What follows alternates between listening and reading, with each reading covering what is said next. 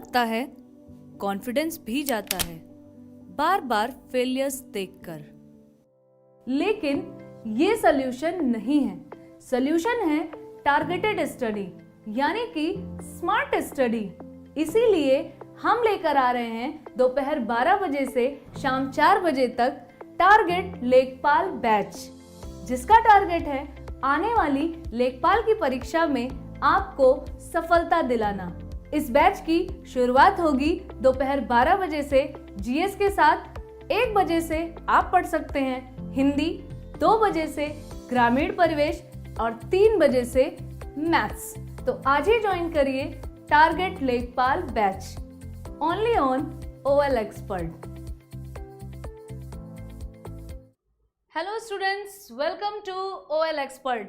As you know कि आपको पता है कि दोपहर के 1 बज चुके हैं और 1 बजे डेली हमारी क्लास होती है लेखपाल हिंदी की। और आपको पता है कि अगर लेखपाल का एग्जाम आपको क्लियर करना है, पास करना है या कट ऑफ को क्लियर करना है तो हिंदी के बगैर तो काम नहीं चलने वाला है। क्योंकि मैंने आपको नोटिफिकेशन भी दिखाया है कि आपके 25 क्वेश्चन हिंदी से भी आ रहे हैं, 25 क्वेश्चन जीएस से आ रहे हैं, 25 क्वेश्चन आपके ग्राम्य समाज एवं विकास से आ रहे हैं और 25 आपके मैथ से आ रहे हैं। तो एक आपके पास एक अच्छी अपॉर्चुनिटी है कि हिंदी से आप ज्यादा से ज्यादा कह सकते हैं कि कम टाइम वाला प्रैक्टिस कर सकते हैं, कम टाइम जिसमें लगे। क्यों? क्योंकि आपने देखा होगा अभी हम लोगों ने कई सारे प्रैक्टिस सेशन भी किए और साथ साथ जहाँ पे डिटेल में पढ़ने की जरूरत थी, जैसे मैं बात करूँ संधि के पार्ट की, जैसे मैं बात करूँ समास के पार्ट की और वर्णमाला के पार्ट की, तो उसको भी हमने आपको ट्रिक के साथ पढ़ाया है, जिससे कि आप हिंदी में लगने वाले समय को कहाँ पे यूटिलाइज कर सके अपने मैथ्स के पोर्शन में। तो आज फिर से आज एक डिटेल क्लास हम लोग करने वाले हैं, किसकी? कारक की। क्योंकि कारक भी ऐसा है जहां पे आप एक बार में तो आंसर नहीं लगा पाएंगे, वहां पर भी आपको समझना पड़ेगा कि इसके पीछे रूल क्या लगा है, यानी कि इसमें नियम क्या फॉलो करने। ठीक है, तो आज हमारी डिटेल क्लास है कारक की और इसके बाद हम पूरा का पूरा एक स्पेशल सेशन लाएंगे जिसमें सिर्फ और सिर्फ एमसीक्यूज होंगे।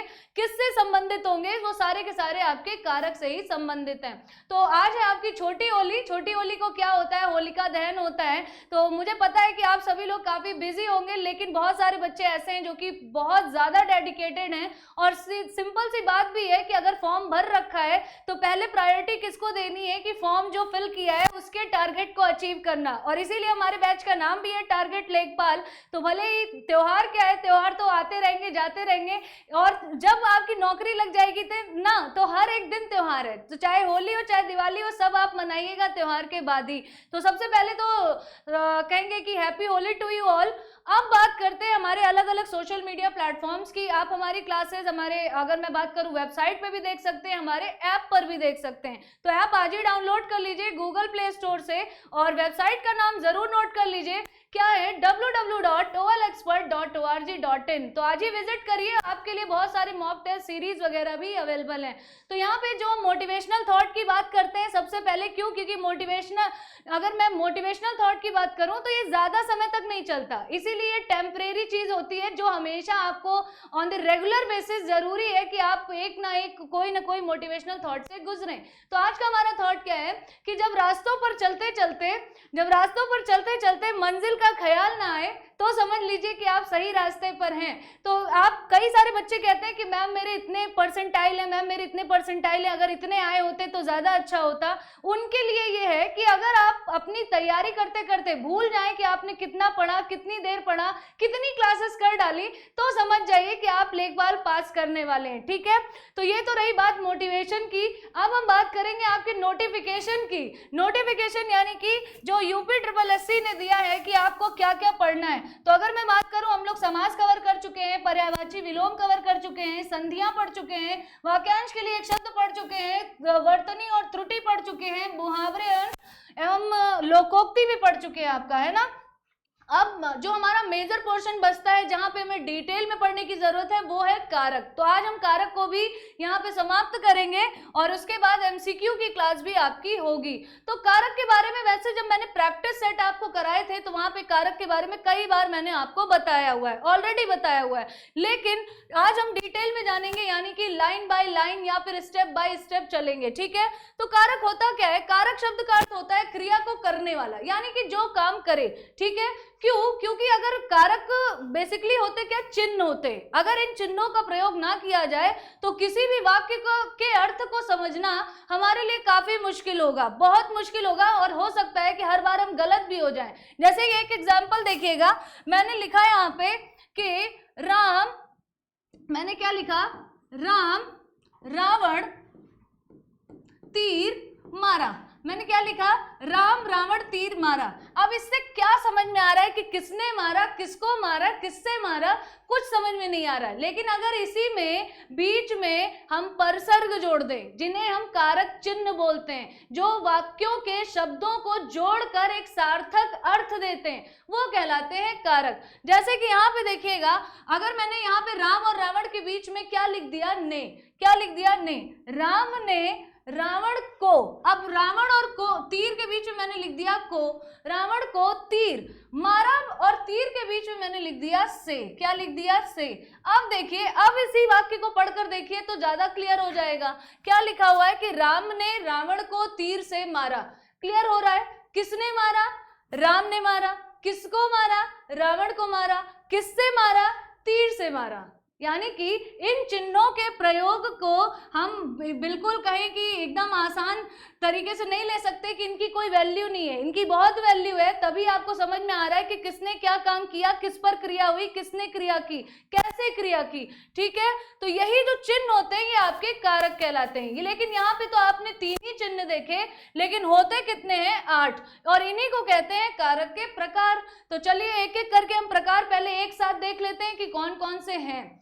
तो यहाँ पे नंबर 1 अगर हम बात करें तो कर्ता कारक है, दूसरा है आपका कर्म कारक, तीसरा है आपका करण कारक, चौथा है आपका संप्रदान कारक, पांचवा है अपादान कारक, छठा है संबंध कारक, और सातवां है अधिकरण कारक, और आठवां है संबोधन कारक। जब इन्हीं को हम संस्कृत में पढ़ते हैं तो विभक्ति के रूप में पढ़ते हैं। जब आप रूप पढ़ते हैं ना, जब आपने बचपन में 6th या 7th क्लास में पढ़ा होगा, नर का रूप, फल का रूप, नर का रूप, है ना, तो उस समय आप विभक्ति पढ़ते हैं, प्रथमा विभक्ति, द्वितीय विभक्ति, तृतीय विभक्ति, चतुर्थी विभक्ति। तो एक संस्कृत में कहें तो ये विभक्ति का भी काम करते हैं। तो कर्ता और इनके एक एक चिन्ह भी होते हैं। तो चलिए हम एक एक करके डिस्कशन करेंगे और वहीं पर आपको बताएंगे कि इसका चिन्ह क्या होता है। तो सबसे पहले कर्ता यानी करने वाला, इसका शाब्दिक अर्थ क्या है, करने वाला, यानी जो क्रिया को संपन्न करता है, ठीक है। अब इसकी विभक्ति जो होती है वो ने होती है, विभक्ति यानी कि इसका परसर्ग या चिन्ह। लेकिन कहीं कहीं क्या होता है, शून्य चिन्ह होता है। शून्य मतलब हमें दिखाई नहीं देता लेकिन लगा होता है। अभी कुछ उदाहरण आपको बताएंगे तब आपको समझ में आएगा कि शून्य क्यों बोलते हैं। जहां पर हम ने साफ साफ तो नहीं लिखते, लेकिन कहीं ना कहीं बीच में ने छुपा होता है, तब हम वहां पे कहते हैं कि ये कर्ता कारक का शून्य चिन्ह है। लेकिन जहां पे साफ साफ लिखा होता है, एकदम स्पष्ट ने लिखा होता है, तो हम कहते हैं कि इसमें ने चिन्ह लगा है। जैसे उदाहरण देखिएगा, बच्चों ने खाना खा लिया है, बच्चों ने खाना खा लिया है। अब हमको पता है यहाँ पे ने लगा हुआ है, किसने खाना खाया, बच्चों ने खाना खाया, तो चिन्ह कौन सा लगा है, ने। अब आप बताइए इसमें कारक पहचानना क्या बहुत कठिन काम है? नहीं, क्यों? क्योंकि हमें पता है कि कारक जो कर्ता कारक है वो क्या होता है, करने वाला। तो खाना किसने खाया, बच्चों ने खाया। लेकिन दूसरा वाक्य देखिए, उसमें क्या लिखा है, बच्चे खेल रहे हैं, बच्चे खेल रहे हैं। इसमें कहीं ने दिख रहा है, कहीं नहीं दिख रहा है, लेकिन क्या इसका मतलब कर्ता नहीं है? यहाँ पे कर्ता है। क्यों? क्योंकि जो खेल रहे हैं वो किसके द्वारा खेला जा रहा है, यानी खेल जो है वो कौन खेल रहा है, बच्चे ही तो खेल रहे हैं, यानी कर्ता तो है, भले ही चिन्ह नहीं लगा है। तो इसीलिए यहाँ पर शून्य चिन्ह होगा, लेकिन कारक कौन सा होगा, आपका कर्ता ही। तो हर कहा जाए कि कारक का 2 चिन्ह है। एक तो उसका जो फिक्स है, जो अभी मैंने आपको बताया, फिक्स क्या था आपका, ने, ठीक है। दूसरा क्या है, जब हमें दिखाई ना दे तो उसे हम शून्य चिन्ह कहते हैं, ठीक है। अब तीसरा देखिए, तीसरे भी प्रकार का हमें देखने को मिलता है। वहां पे भी बच्चे ढूंढते हैं कि इसमें ने तो लगा नहीं है। अब ने नहीं लगा है तो ये तो कर्ता कारक हो ही नहीं सकता है। लेकिन तीसरा वाक्य देखिए, ऐसे भी हमें ढूंढना पड़ेगा। कैसे? जैसे तीसरा लिखा है, उसने खाना खा लिया। अब उसने जो है, अब नाम जब किसी का लिखा होता है तो संज्ञा हो जाती है, जब नाम नहीं लिखा है उसकी जगह पे सर्वनाम प्रयुक्त हुआ है। नाउन, जैसे अगर हम इंग्लिश में बात करें, इंग्लिश में भी आपको पता ही होगा कि नाउन की जगह पे जो यूज होते हैं प्रोनाउन कहलाते हैं, वैसे संज्ञा के स्थान पर जिनका प्रयोग किया जाता है वो सर्वनाम कहलाते हैं। तो यहाँ पे देखिए क्या लिखा है, उसने खाना खा लिया। अब इस उस में ही ने आपका जुड़ा हुआ है, तो यहां पर भी आपका कर्ता कारक है। तो तीन प्रकार के तीन वाक्य हैं आपके, एक में जिसमें साफ साफ लिखा है ने, एक में लिखा ही नहीं है, और तीसरे में सर्वनाम के साथ में जुड़ा हुआ है ने। ठीक है, तो आपको पहचानना होगा कि कौन जो है इस पूरी प्रक्रिया को या क्रिया को संपन्न कर रहा है, और जहां पे भी जो संपन्न कर रहा होगा वही होगा आपका कर्ता कारक, जो उसके साथ में चिन्ह लगा होगा। अब आपको जब शब्द आते हैं ना, जब शब्द आपसे पूछा जाता है तो बताइए कौन सा कारक है, तो अभी बहुत सारे वाक्यों के माध्यम से ही, अक्सर अगर बात करें तो वाक्यों के माध्यम से ही आपसे पूछा जाता है प्रश्न। अब देखते हैं अगला कारक कौन सा है। कर्ता हम लोगों ने पढ़ लिया, कर्ता के बाद आता है आपका कर्ता ने कर्म को। कर्म कारक क्या होता है? जिसके ऊपर क्रिया की जाती है, यानी कि जैसे मैंने कहा, अब इसमें ज्यादा नहीं समझने की जरूरत है, मैंने कहा कि राहुल ने ढोलक बजाई, तो बजाने वाला कौन है? राहुल, और क्रिया किस पे हुई? ढोलक पे, तो कर्म क्या हुआ? ढोलक। ठीक है, तो यहाँ पे कर्म कारक क्या है? जिस पर क्रिया होती है। यहाँ पे आप एक कहा जाए कि अभी लास्ट में हम आपको एक शॉर्ट ट्रिक भी बताएंगे जहां से आप इजीली क्रैक कर सकते हैं कि क्या होगा। एक नजर में देखते ही आपको प्रश्न समझ में आ जाएगा कि यहाँ पे रेखांकित भाग में कौन सा कारक होगा। ठीक है, अब बात करेंगे करण कारक की, तो करण का अर्थ होता है साधन। साधन यानी कि मीडियम, अगर इंग्लिश में कहें मीडियम, यानी जिसके द्वारा कोई काम किया जाए, जिसके माध्यम से कोई काम किया जाए, तो उसे क्या कहते हैं? करण कारक। अब इसमें परसर्ग या चिन्ह क्या होता है? से। क्यों? क्योंकि जैसे कोई भी काम किया जाता है तो हम लोग कहते हैं मैंने इससे ये काम किया, या फिर हम कहते हैं मैंने इसके द्वारा ये काम किया, है ना। तो से या फिर के द्वारा इसका चिन्ह होता है। अगर कहीं ये नहीं लगा हुआ है तो भी अगर मीनिंग कुछ ऐसा आ रहा है, अर्थ कुछ ऐसा निकल रहा है कि किसी चीज से ये काम किया गया है, तो वहां पे आपको पहचानना होगा कि शून्य परसर्ग है। ठीक है, अब यहाँ पे देखेंगे क्या क्या चिन्ह लग सकते हैं। मैंने इससे काम किया, मैंने इसके द्वारा काम किया, इसके साथ काम किया। ठीक है, तो ऐसे चिन्ह अगर आपको कहीं दिखे तो तुरंत कारक आप कौन सा लगाएंगे? करण कारक। जैसे कि उदाहरण देखिएगा, सुरेंद्र ने पेंसिल से चित्र बनाया। अब चित्र बनाया, लेकिन चित्र क्या हाथ से बनाया, पेंसिल से बनाया, पेन से बनाया, स्केल से बनाया, रबड़ से बनाया, किससे बनाया? पेंसिल से बनाया। यानी कि किसके द्वारा बनाया या किससे बनाया? पेंसिल से बनाया। तो जहां पे भी कहीं आपको ऐसा वाक्य दिखे और आपसे रेखांकित भाग में पूछे, रेखांकित भाग यानी कि पेंसिल से के नीचे आपको एक अंडरलाइन दिखेगा, तो आप वहां पे कौन सा कारक लगाएंगे? करण कारक। ठीक है, एक और उदाहरण देखिएगा, माँ ने बोतल से बच्चे को दूध पिलाया। ठीक है, तो माँ हो गई कर्ता, बोतल क्या हो गया? साधन, और जहां पे साधन उसके साथ लगने वाला चिन्ह क्या हो जाएगा? करण कारक। तो बोतल से में अगर रेखांकित भाग किया गया है आपके प्रश्न में, है ना, तो फिर कौन सा आप लगाएंगे कारक? करण कारक। ठीक है, फिर इसी तरीके से वह चाकू से फल काट रहा है। फल काट रहा है, ये क्रिया है। कौन काट रहा है? वह काट रहा है, कर्ता है। क्रिया हो किस पे रही है? फल पे, वो कर्म है। और किससे काट रहा है? चाकू से, ये क्या है? करण। ठीक है, तो चाकू से यानी कि द्वारा। तो मुझे लगता है इन तीन उदाहरण से काफी कुछ आपको यहाँ पे क्लियर हो गया होगा कि कैसे हमें काम करना है। जैसे आपने कहा मैं साइकिल से स्कूल जाता हूँ, है ना, तो किससे आप स्कूल जाते हैं? साइकिल से। तो जहां पे भी किसी का माध्यम चुना जाएगा तुरंत कारक आप करण कारक लगाएंगे। मैंने कर्म आपको ऑलरेडी बताया था, लेकिन फिर से आप एक उदाहरण देख लीजिए कर्म के बारे में, क्योंकि अक्सर बच्चे कर्म वाले में ही कंफ्यूज रहते हैं। अब जैसे यहाँ पे देखेंगे, सुरेंद्र ने कुत्ते को मारा। ठीक है, तो सुरेंद्र कर्ता और क्रिया हुई किस पे? कुत्ते पर। ठीक है, तो यहाँ पे कर्म क्या हुआ? कुत्ते, और इसका चिन्ह क्या हुआ? को। ठीक है, फिर दूसरा वाक्य देखिएगा, उसने खाना खा लिया। कर्ता कौन? उसने। खाना क्या हो गया? खाना खाया गया, ये तो क्रिया है। खाया क्या गया, यानी किसके ऊपर क्रिया हुई? खाने के ऊपर। तो कर्म क्या हुआ? खाना। फिर इसके बाद मोहन ढोलक बजा रहा है। कर्म क्या हुआ? ढोलक, क्योंकि क्रिया किस पे हो रही? ढोलक। मैंने उस मकान को बेच डाला। बेचा गया, ये क्रिया है। मैं क्या हूं? मैं हूं कर्ता, और बेचा क्या गया? मकान। तो मकान क्या हुआ? कर्म। ठीक है, अब हमने तीन कारक यहाँ पे अपने खत्म किए, कर्म कारक, कर्ता कारक और करण कारक। अब हम बात बात करेंगे संप्रदान की। संप्रदान का जो अर्थ होता है, अगर हम देखा जाए तो जिस संज्ञा के लिए या जिस प्रयोजन से वाक्य की क्रिया घटित होती है, यानी कि जिस वजह से जो कारण होता है उसको कहते हैं संप्रदान। जैसे कि अगर आपने बचपन में पढ़ा होगा, रटते हैं हम लोग रटते हैं, कैसे रटते हैं? कर्ता ने कर्म को करण से द्वारा संप्रदान के लिए, संप्रदान के लिए का मतलब जिसके लिए कोई काम किया जाए, वो क्या है आपका संप्रदान कारक। तो यहाँ पे देखिएगा, जिस प्रयोजन से यानी जिस उद्देश्य से या जिसकी वजह से कोई कार्य किया जाता है वो कहलाता है आपका संप्रदान कारक। और इसमें जो परसर्ग यानी कि जो चिन्ह प्रयुक्त होता है वो क्या होता है? के लिए, को, के वास्ते, के हेतु। जैसे मैं उसके लिए डॉक्टर के पास गया, मैंने उसके लिए पेन खरीदा, मैंने उसको ये चीज दी। तो जिसकी वजह से काम करने का कहा जाए कि कोई वजह नजर आए, वहां पर आप क्या लगाएंगे? संप्रदान कारक। अब इससे ज्यादा अगर समझना है तो उदाहरण पे देखिएगा, सुधीर ने मोहन को किताब भेंट की। अब सुधीर क्या हो गए? कर्ता। सुधीर ने भेंट की, क्रिया क्या हुई? भेंट करना।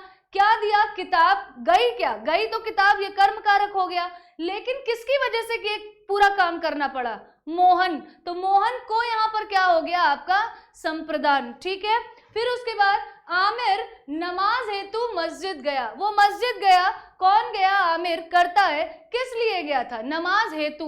इसका एक हिंट भी है, जहां पे भी कहीं पे भी आपको के वास्ते, के लिए, के हेतु ऐसे शब्द दिख जाएं तो तुरंत आप लगाइए क्या? संप्रदान कारक। ठीक है। जैसे कि मैंने आगे क्या बताया है? डॉक्टर ने बच्चे को दवा दी। डॉक्टर ने दवा दी, ये एक क्रिया है। ठीक है। डॉक्टर ने दी, करता है, किसके लिए दी? बच्चे के लिए दी। तो ये क्या हुआ? आपका संप्रदान कारक। अब बात करते हैं अपने अगले कारक की, जहां से सबसे ज्यादा प्रश्न आता है। सबसे ज्यादा अगर आप प्रीवियस पेपर उठा के देखेंगे तो अपादान कारक से ज्यादा कहीं नहीं मिलेगा आपको। क्यों? क्योंकि इसमें 3 तरीके के वाक्य आते हैं। जैसे कि अब पढ़िएगा यहाँ पे, जब वाक्य की किसी संज्ञा से क्रिया के द्वारा अलग होने का भाव प्रकट होता है, या फिर तुलना होने का भाव प्रकट होता है, या फिर दूरी होने का भाव प्रकट होता है, वहां पर अपादान कारक होता है। यानी कि 3 चीजें हमें देखनी पड़ेंगी।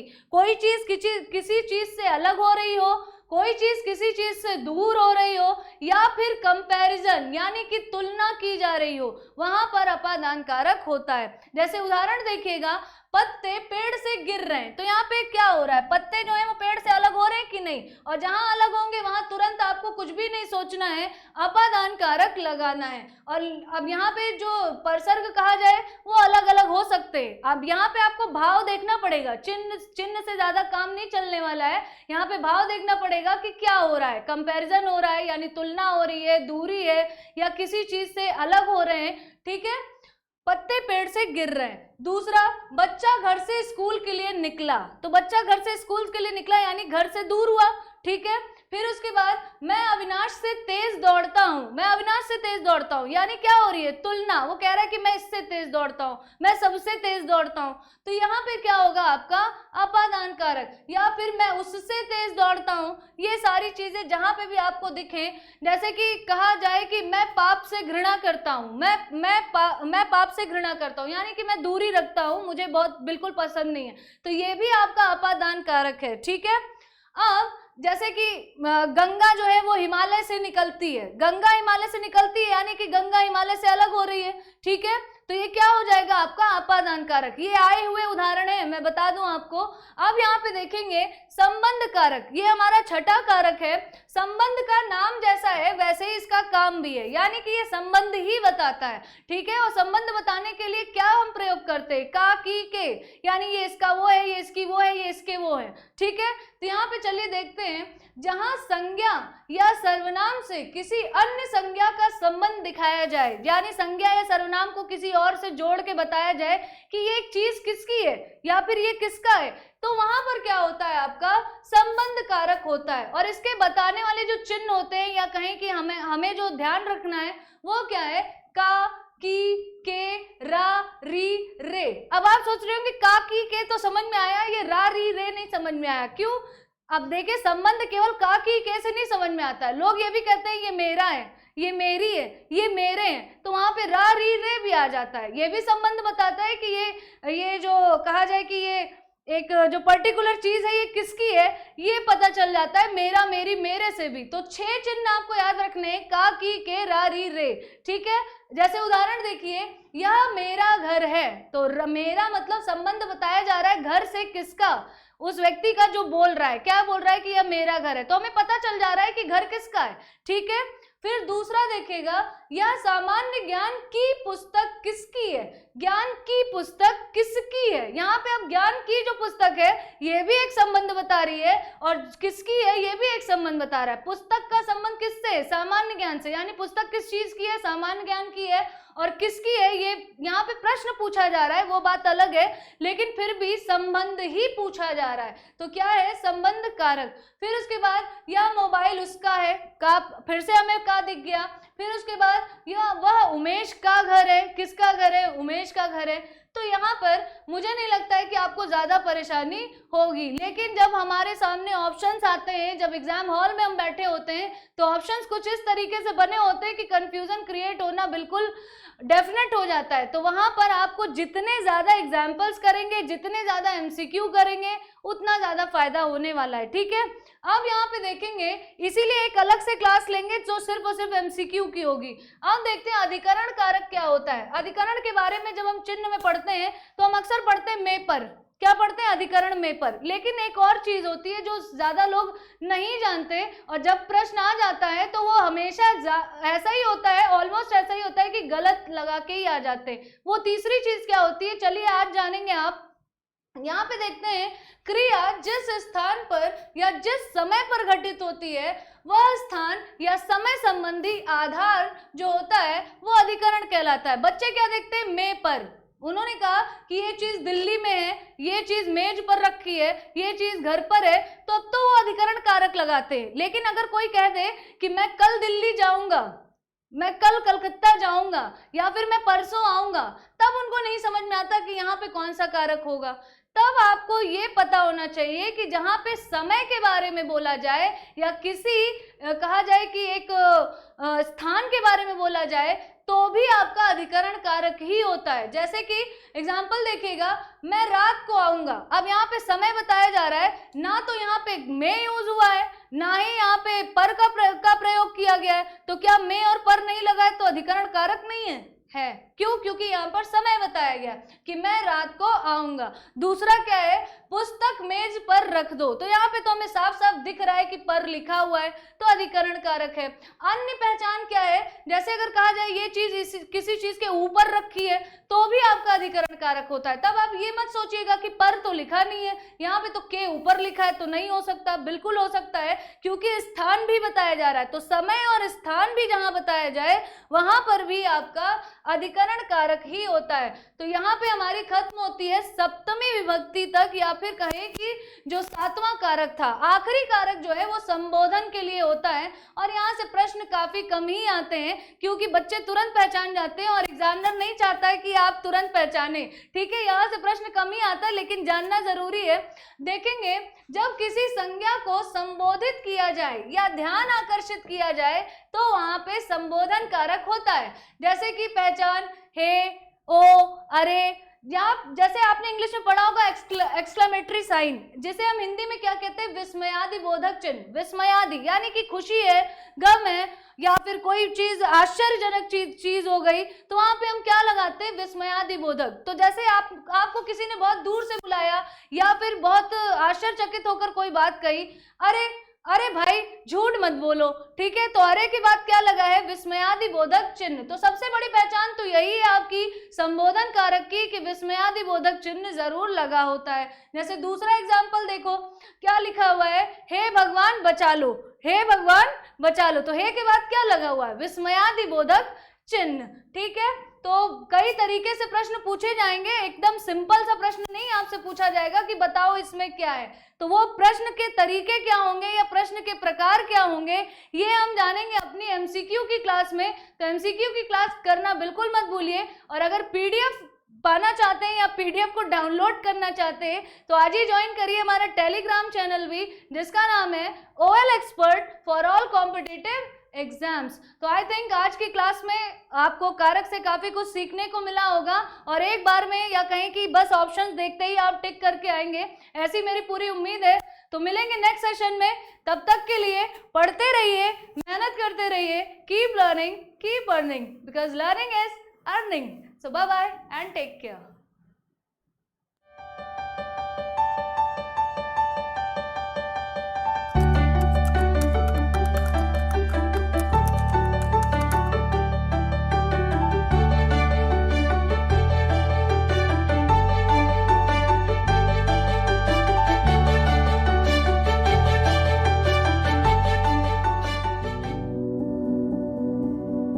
बुरा लगता है, कॉन्फिडेंस भी जाता है बार बार फेलियर्स देखकर, लेकिन ये सोल्यूशन नहीं है। सोल्यूशन है टारगेटेड स्टडी, यानी कि स्मार्ट स्टडी।